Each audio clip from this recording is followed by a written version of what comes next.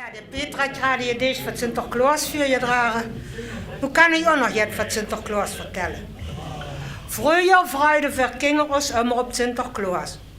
Der droeg het ovens voor de 6. Dezember door het dorp.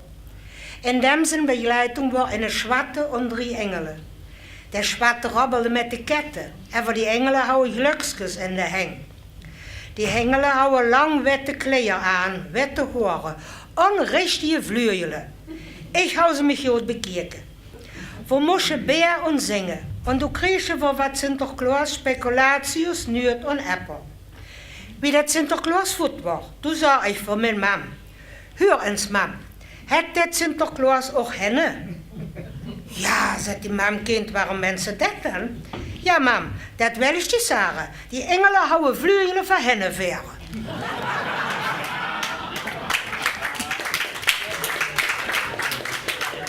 Petterke jong met zijn oma, met zijn opa, naar de Weihnachtsmaat. Petterke vreugde zich en opa joel hem een hartje van peperkoek. Petterke straalde over het ganse gezicht. En voor opeens toen vong hij aan te springen, opa, ik moet eens. Ach, zei opa, jank, maar jou hing er in boet. Opa, nu help mich, riep Petterke, ik kreeg de reisverschluss niet op. Opa half. En voor wie de reisverschluss op was, toen waren het al te laat. Dat had ze wel naad en opgewekt. Petterke grien. En voor opa mende. Ach, grien maar niet, jong. Weet ze wat, ik geld je nu, had ze. Toen was voor Petterke die wilde in ordnung. Opeens toen zei Petterke, opa. Wat dan van hem met dat hartje wat opgewekt is. Ach jong, weet je wat, mende opa. Dat brengen voor oma met. Die had je nu teng en die moet sappen.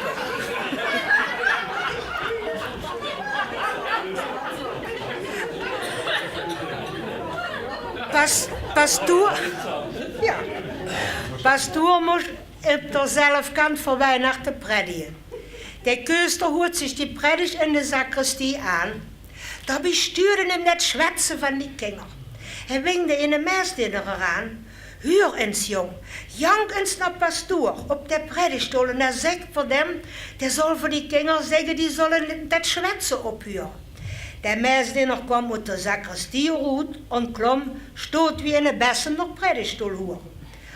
Over op de tweedoverste stoel bleef hij staan en droeg pastoor aan het rochet. Dit redde ze op hem aan. Dat hou ze nog. Wat moest je dem nou zeggen? Ah, richtig, daar wil het hem weer in. Heer, zult met dat schwätzen ophuren.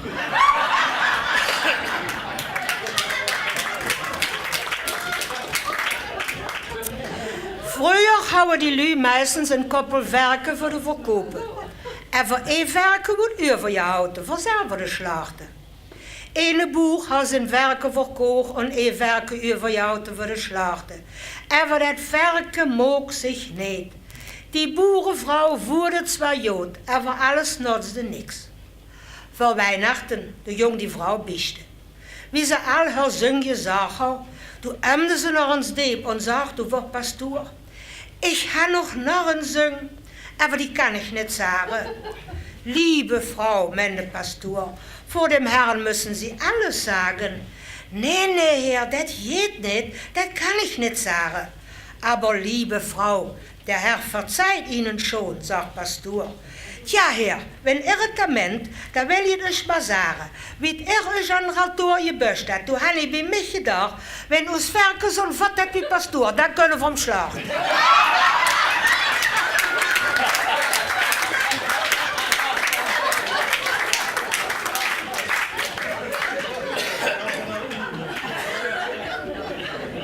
Voor Weihnachten, nu kwam bij ons een mens aan de deur, klingelt, jeft mich de Hand und sagt, guten Tag, ich bin von der Müllabfuhr und wünsche Ihnen ein frohes Weihnachtsfest und ein glückliches neues Jahr. Dankeschön, sag ich du vor dem, das gleiche wünsche ich Ihnen auch. Du sagt der Mensch für mich, liebe Frau, wissen Sie überhaupt, wer ich bin? Ich bin der Mann, der das ganze Jahr durch den Mülleimer immer wieder leer macht. Du sag ich vor dem, lieber Mann, wissen Sie auch, wer ich bin? Ich bin die Frau, die das ganze Jahr hindurch den Mülleimer immer wieder voll macht. Ja.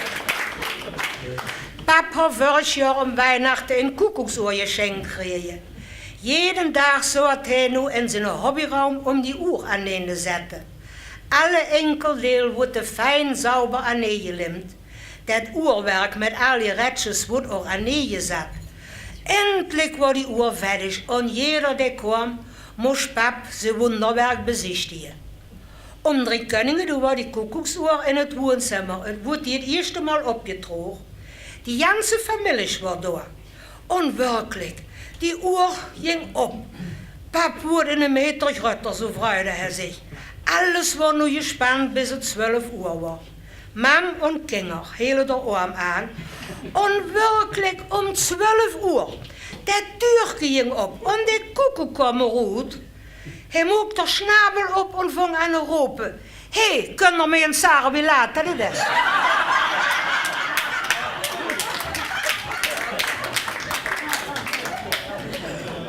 Oma had met haar enkelkind Sabine Weihnachtslieder geübt.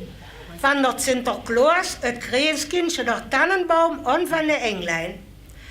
Avonds december kwam Sinterklaas van de hemel eraf, om al die kinderen op de aarde te bezoeken. Sinterklaas kwam, dat jolde boekhouwer onder de arm, een hoer bischofsmuts op haar kop en een grote jolde staaf in de heng. Hij bracht voor die kinderen lekker met. En voor het eerste ding hij die kinderen beleren. Wie Sinterklaas met zijn belering fertig was, zag hij ook voor Sabine, kannst du denn auch zingen? Sabine nekte met haar kop. Dan zing doch mal dat lied van die Englein, meende oma. Sabine stelt sich vor Sinterklaas hin und fing an zu singen. Schnaps, das war sein letztes Wort, da trugen ihn die Englein fort.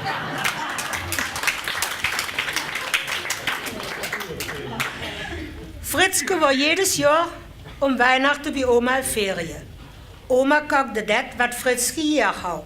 En het avonds doos hij zo lang opblijven wie er wil. Fritzke zat in een fernsehsessel en keek met oma het Weihnachtskonzert. Die Musik war wunderschön und die Sänger und Sängerinnen zongen de schönste Weihnachtslieder. Oma freute sich über die schöne Musik. Da war eine Sängerin, die sang so hoch, die hatte richtig schön rot Kleider an mit einem rot Dekolleté.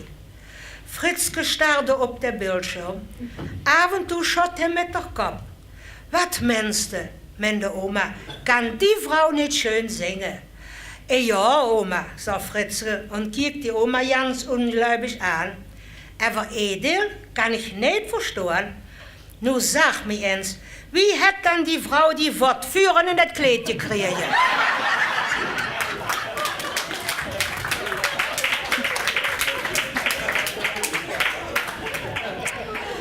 Voor Weihnachten war Oma Hendricks in je Bett verschwunden und das kwam er zo. Na de middag had Oma Hendricks zich het gereisd en hij was ingeslapen. Wie hij wakker wordt, toen was ze in je bed voet. En hij kon zich niet herinneren waar dat hingelegt had. Oma Hendricks zoog overal ganz verzweifeld. Wie wil er dat dan Zetje bijbrengen?